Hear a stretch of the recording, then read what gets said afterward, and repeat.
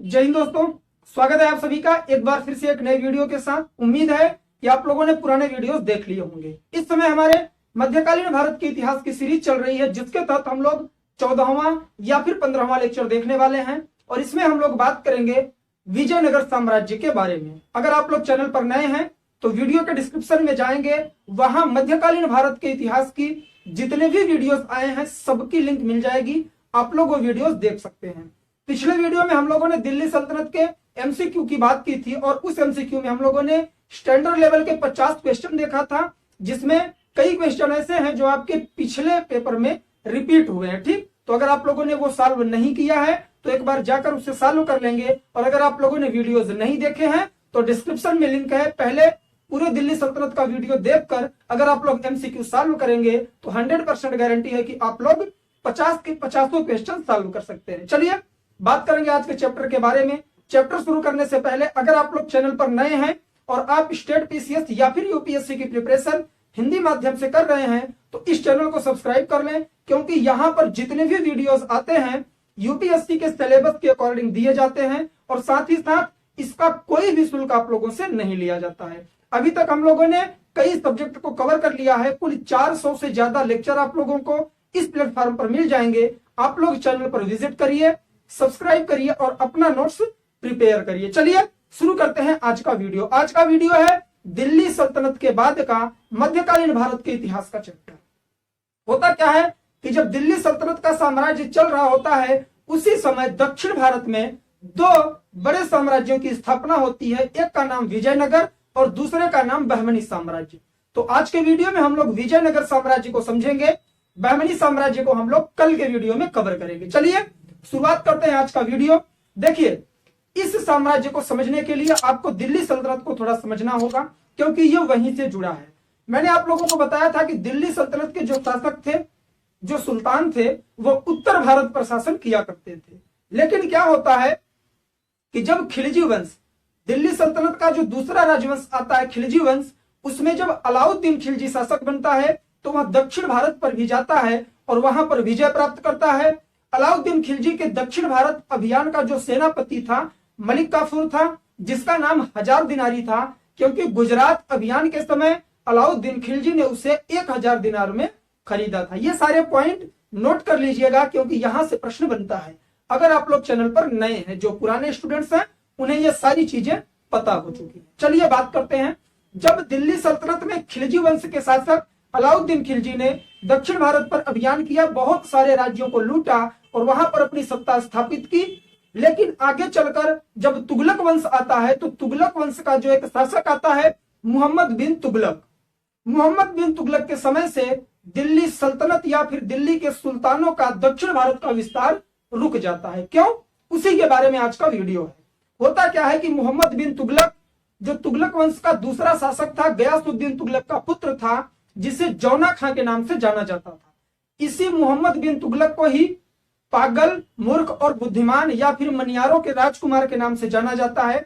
क्यों जाना जाता है, ऐसा क्या था उसमें, सब कुछ आपको वीडियोस में मिलेंगे। एक बार जाकर वीडियो जरूर देख लेंगे दिल्ली सल्तनत के। ठीक, तो जब मोहम्मद बिन तुगलक दक्षिण भारत का अभियान करता है, काम्पिली नामक जगह पर वहां जाता है। दक्षिण भारत में काम्पिली नामक एक राज्य रहता है, वहां वह विजय प्राप्त करता है। तो वहीं से उसे दो व्यक्ति मिलते हैं, कुशल सेनापति हरिहर और बुक्का। हरिहर और बुक्का नाम के दो हिंदू सेनापति उसे काम्पिली अभियान में मिलते हैं, जिन्हें वह दिल्ली लाता है और बाद में उन्हें इस्लाम धर्म स्वीकार करवा देता है। तो वो दोनों हिंदू सेनापति थे, जब इस्लाम धर्म को स्वीकार कर लेते हैं तो मोहम्मद बिन तुगलक का विश्वास हरिहर और बुक्का दोनों भाइयों पर ज्यादा हो जाता है। तो वह हरिहर और बुक्का को सेनापति बनाकर दक्षिण भारत में अभियान करने के लिए भेज देता है। तो जब हरिहर और बुक्का दक्षिण भारत अर्थात कर्नाटक और तमिलनाडु के क्षेत्र में जाते हैं तो वहां पर उन्होंने क्या किया कि हिंदू धर्म को फिर से अपना लिया। एक संत मिलते हैं, उन संत के द्वारा इन्होंने इस्लाम धर्म को त्याग कर फिर से हिंदू धर्म को अपना लिया और वहां पर एक स्वतंत्र राज्य की स्थापना किया, जिसका नाम विजयनगर पड़ा। यह टाइम पीरियड कौन सा है, तो 1336 का टाइम पीरियड है। सारी चीजें हम लोग समझेंगे। वहीं से विजयनगर साम्राज्य की शुरुआत होती है। लेकिन विजयनगर में कुल 5 राजवंश आएंगे, पांचों को हम लोग समझेंगे। इन पांचों में सबसे प्रतापी शासक कौन था उसके बारे में देखेंगे। यूपीएससी में जहां से प्रश्न बनता है सारी चीजें मैं हाईलाइट करूंगा। केवल बोर्ड पर लिखी चीजों पर आप लोग मत जाना, क्योंकि जो कंटेंट मैं खुद बोलता हूं मौखिक रूप में वहीं से प्रश्न बनता है। यह सिर्फ एक मॉडल है जिससे कि वीडियो बड़ा ना हो, इस वजह से मैं कंटेंट इस बोर्ड पर लिख देता हूं। ठीक, चलिए शुरू करते हैं। सबसे पहले हम लोग इधर देखेंगे। मैंने जो अभी बताया कि दिल्ली सल्तनत में तुगलक वंश का शासक मोहम्मद बिन तुगलक रहता है, जो काम्पिली दक्षिण भारत में काम्पिली नामक राज्य पर अभियान करता है, तो उसे हरिहर और बुक्का नाम के दो हिंदू सेनापति मिलते हैं। ये आगे जाकर दिल्ली इसे ले जाता है और इन दोनों को यहाँ इस्लाम धर्म स्वीकार करवाता है, फिर इन्हें दक्षिण भारत के अभियान पर भेज देता है। ठीक, इसी तरह से चार्ट बना लेंगे, आपको भी चीजें याद होंगी। जब ये दक्षिण भारत में जाते हैं तो इन दोनों की मुलाकात संत विद्यारण्य से होती है, जिनसे हरिहर और बुक्का दोनों भाइयों ने इस्लाम धर्म को त्याग कर हिंदू धर्म की दीक्षा ले ली। मतलब इन्होंने फिर से हिंदू धर्म स्थापित कर लिया और दक्षिण भारत में यह दिल्ली सल्तनत के विस्तार के लिए गए थे, लेकिन उनसे स्वतंत्र होकर, मोहम्मद बिन तुगलक से स्वतंत्र होकर हरिहर और बुक्का ने एक नए साम्राज्य की स्थापना की और उसका नाम रख दिया इन्होंने विजयनगर साम्राज्य। ठीक है, अब आते हैं हम लोग मैप पर। देखिए ये दक्षिण भारत का मैप है, यह कृष्णा नदी है और यह तुंगभद्रा इसकी सहायक नदी है। ठीक है, तो जो कृष्णा नदी है इसके ऊपर और विंध्य के क्षेत्र के नीचे, मतलब इसके ऊपर तो दिल्ली सल्तनत का शासन चल रहा होता है, लेकिन इसके नीचे बहमनी साम्राज्य आता है जो तुंगभद्रा नदी के उत्तर साइड में पड़ता है, कृष्णा नदी के, लेकिन कृष्णा नदी के नीचे का जो क्षेत्र है वहां पर हरिहर और बुक्का विजयनगर साम्राज्य की स्थापना कर देते हैं। मैप के माध्यम से समझेंगे, सारी चीजें आपकी क्लियर हो जाएंगी। ठीक, यहाँ पर स्थापना करते हैं, फिर क्या होता है कि विजयनगर और बहमनी में युद्ध छिड़ जाता है। ऐसा क्यों?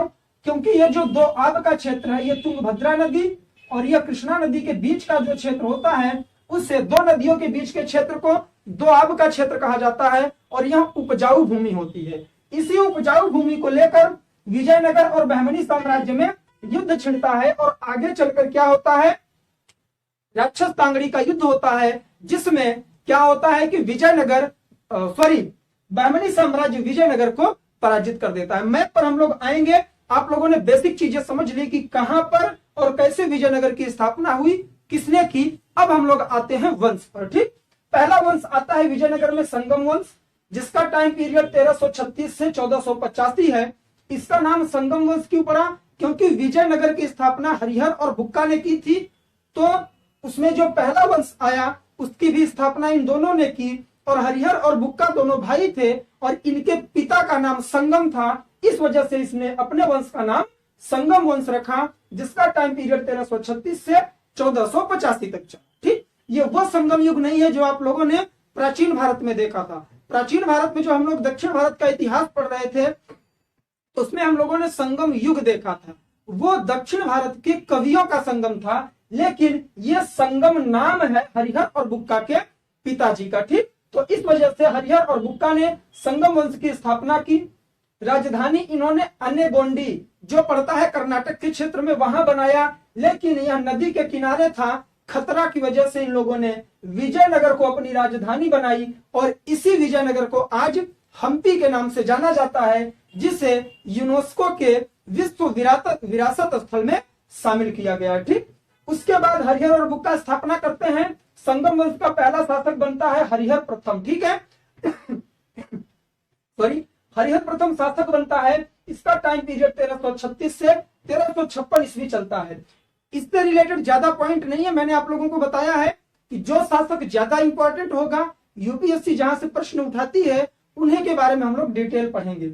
इसी के समय बहमनी से संघर्ष प्रारंभ होता है, क्योंकि यहीं पर रायचूर क्षेत्र पड़ता था, जो इन दोनों तुंगभद्रा और कृष्णा नदी के दो आब में था। उसी रायचूर को लेकर युद्ध होता है। बहमनी वंश का जो शासक था, पहला शासक जिसने स्थापना की थी, बहमन शाह ने रायचूर पर अधिकार कर लिया, तो हरिहर प्रथम का उससे युद्ध होता है। बस इतना ही इंपॉर्टेंट है जहां से प्रश्न बन सकता है। फिर आता है बुक्का प्रथम। बुक्का प्रथम हरिहर प्रथम का भाई है। इन दोनों के नाम में प्रथम क्यों लगा है? क्योंकि आगे चलकर इन्हीं दो नाम के शासक और आने वाले हैं। ठीक, बुक्का प्रथम ने उपाधि धारण की देव मार्ग प्रतिष्ठापक। क्योंकि इन्होंने हिंदू धर्म की स्थापना की। उत्तर भारत में दिल्ली सल्तनत में अगर देखें तो इस्लाम धर्म या फिर मुस्लिम धर्म का शासन चल रहा था, मुस्लिम वर्ग का, तो इन्होंने हिंदू धर्म की स्थापना की। इस वजह से इसका नाम, इसने अपनी उपाधि ली वेद मार्ग प्रतिष्ठापक।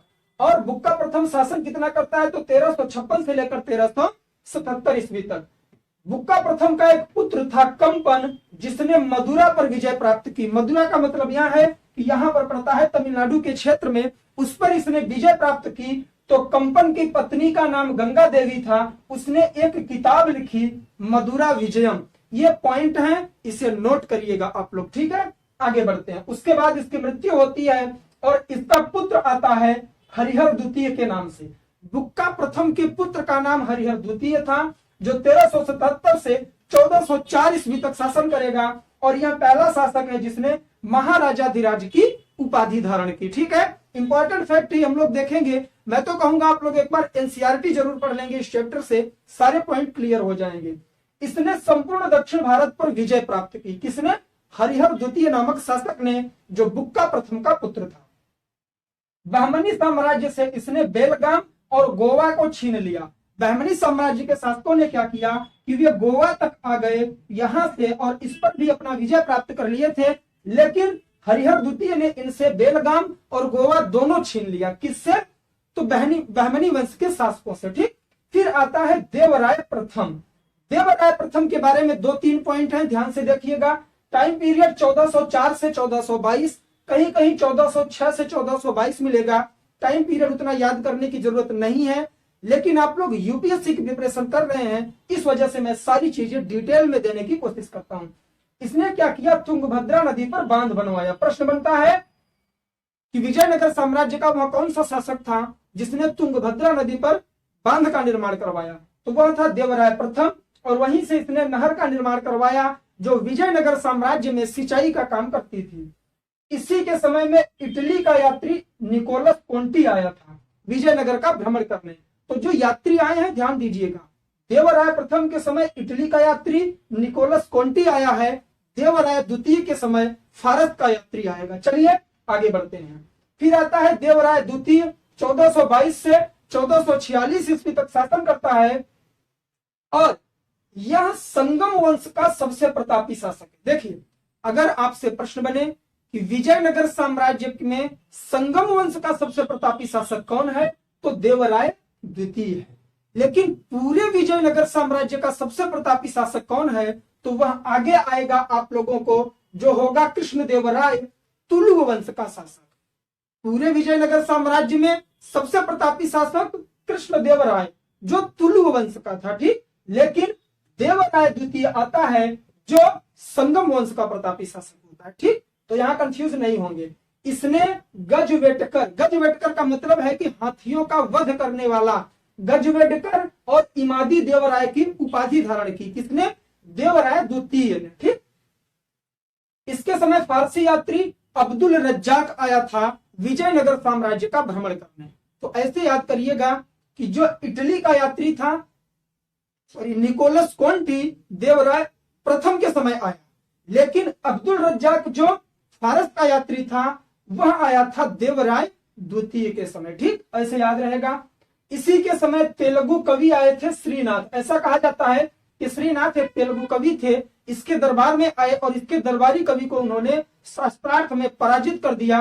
तो कुछ समय के लिए इसके राज्य में वो रुके थे, तो इन्हें भी याद रखिएगा, यूपीएससी यहाँ से प्रश्न उठाता है। अगर हम लोग बात करें संगम वंश के अंतिम शासक की, तो विरूपाक्ष द्वितीय के नाम से आता है। देखिए, देवराय द्वितीय के बाद बहुत सारे शासक आते हैं जिनका टाइम पीरियड कब तक चलता है? 1485 तक, ठीक है। अंतिम शासक के रूप में विरूपाक्ष द्वितीय आता है। उसके बाद सालुव वंश अर्थात विजयनगर साम्राज्य के दूसरे राजवंश की स्थापना होती है, जो 1485 से 1505 ईस्वी तक शासन करेगा। इसका संस्थापक सालू नरसिंह था, अंतिम शासक इमादी नरसिंह। सालू वंश प्रश्न कभी नहीं बना है, आप लोग प्रीवियस ईयर के पेपर चेक कर लेंगे। बस इसके अगर हम लोग देखें तो क्रम के अनुसार आ रहा है, इस वजह से सालू वंश को हम लोग पढ़ रहे हैं, क्योंकि कई बार आपसे क्रम भी पूछ लेता है। तो सालू वंश का इंपॉर्टेंस नहीं है हिस्ट्री में, यूपीएससी के पॉइंट ऑफ व्यू से छोटे एग्जाम में प्रश्न बन सकता है, तो देख लीजिएगा। सालू वंश का संस्थापक सालू नरसिंह था और अंतिम शासक इसी का पुत्र इमादी नरसिंह था। इसने केवल 15 से 20 वर्षों तक शासन किया था बस। ठीक, उसके बाद आता है तुलु वंश। ठीक है, इसके बारे में ध्यान से समझेंगे आप लोग। तुलु वंश 1505 से 1570 ईस्वी तक शासन करेगा और इसकी संस्थापना या फिर स्थापना वीर सिंह नामक व्यक्ति ने किया। तुलु वंश की स्थापना वीर सिंह नामक शासक ने किया, लेकिन इसमें जो सबसे प्रतापी शासक आएगा इसी का छोटा भाई आएगा, इसका पुत्र नहीं है। वीर सिंह का छोटा भाई शासन करता है जिसका नाम कृष्णदेव राय है। अब यह इंपॉर्टेंट है, यहां से यूपीएससी मेंस में भी पूछता है। ठीक, क्योंकि बाबर ने भी इसका वर्णन अपनी आत्मकथा बाबरनामा या फिर तुजुक-ए-बाबरी में किया है। ठीक, ध्यान से समझेंगे। देवराय नामक एक शासक 1509 में सत्ता पर आता है और 1529 तक शासन करता है। केवल 20 वर्षों में इसने बहुत बड़े बड़े बदलाव किए। तो यह वीर सिंह का छोटा भाई था और पूरे विजयनगर साम्राज्य का सबसे प्रतापी शासक। मैंने यहाँ पर VN लिख दिया, अर्थात विजयनगर का सबसे प्रतापी शासक था। बाबर ने अपनी आत्मकथा में अर्थात तुजुक-ए-बाबरी या फिर बाबरनामा में इस व्यक्ति का वर्णन किया है कृष्णदेव राय का। उसने बताया है कि जब मैं भारत गया तो मुझे भारत में जो सबसे प्रतापी शासक दिखा वह दक्षिण भारत में विजयनगर का शासक कृष्णदेव राय था। तो इस वजह से इससे कई प्रश्न बनते हैं। ठीक, इसने गोलकुंडा का युद्ध लड़ा जिसमें इसने कुतुब शाह को पराजित किया। गोलकुंडा युद्ध में कुतुब शाह को इसने पराजित किया था, याद रखिएगा। देखिए क्या होता है ना, जो ये विजयनगर साम्राज्य है कृष्णदेव राय के आते आते 5 भागों में डिवाइड हो जाता है। तो इधर से क्या होता है, पुर्तगाली भी आ जाते हैं, इधर से बहमनी साम्राज्य है और विजयनगर खुद 5 राजवंशों में विभक्त हो गया था उस समय, या 5 भागों में। तो उसी समय एक शासक था जिसका नाम क्या था, कुतुब शाह। कुतुब शाह को यह युद्ध करता है और पराजित कर देता है। कौन, तो कृष्णदेव राय। ठीक, इसने 2 उपाधियां धारण की थी। उपाधियां कई थी लेकिन 2-3 इंपॉर्टेंट हैं जो यूपीएससी में डायरेक्ट पूछी गई हैं। तो इसने आंध्र भोज की उपाधि धारण की और अभिनव भोज की। कुछ याद आया आप लोगों को? जब मैंने आप लोगों को राजपूत वंश पढ़ाया था उसमें जब परमार वंश आप लोग पढ़ रहे थे तो परमार वंश में जो शासक था उसका नाम था भोज, भोजराज के नाम से। ठीक, वह बहुत ही ज्ञानी था, संस्कृति और शिक्षा पर ध्यान देता था। तो इसे मध्यकालीन भारत का दूसरा भोज कहा जाता है या फिर भोज द्वितीय भी कहा जाता है। किसे, कृष्णदेव राय को। तो ये चीजें आप लोग नोट कर लीजिएगा किससे इसे कंपेयर किया गया है। ठीक, फिर आता है क्या, इसके टाइम पीरियड को तेलुगु साहित्य का स्वर्ण युग कहा जाता है। विजयनगर साम्राज्य में तेलुगु साहित्य का स्वर्ण युग किसे कहा जाता है, तो वह है कृष्णदेव राय का शासनकाल। ठीक, क्यों, क्योंकि इसके दरबार में अष्टदिग्गज रहा करते थे, अर्थात 8 कवि थे जिनको इसने संरक्षण दिया था। और आपने तेनालीराम का नाम सुना होगा, तेनालीराम रामकृष्ण इसी के दरबारी थे। ये सब इंपॉर्टेंट फैक्ट हैं, आप लोग प्लीज नोट डाउन कर लीजिएगा। इसने एक रचना की अमुक्त माल्याह, यूपीएससी के प्रीलिम्स में और यूपी पीसीएस और बीपीएससी तीनों में यह पूछा गया है कि अमुक्त माल्याह की रचना किसने की थी, तो इसी व्यक्ति ने की थी, कृष्णदेव राय ने, और तेलुगु भाषा में इसने की थी। तो बहुत ही इंपॉर्टेंट है, स्टार लगा लीजिएगा आप लोग। ठीक, इसने निर्माण करवाया विठल स्वामी मंदिर का और हजारा का। हजारा और विठल स्वामी मंदिर का निर्माण भी इसने करवाया और नागलपुर नामक नगर की स्थापना इसने करवाई। देखिए कृष्णदेव राय से संबंधित ये चीजें हम लोग पढ़ रहे हैं। और कृष्णदेव राय के समय पुर्तगाल के 2 यात्री आए, डोमिगोस पायस और बारबोसा। ठीक है, डोमिगोस पायस और बारबोसा कृष्णदेव राय के समय में विजयनगर साम्राज्य का भ्रमण करने आए। इटली का यात्री निकोलस कोंटी देवराय प्रथम के समय आया, जो संगम वंश का शासक था। और इटली के बाद फारस का यात्री जिसका नाम अब्दुल रज्जाक था, वह आया किसके टाइम पीरियड में, तो देवराय द्वितीय के शासन में।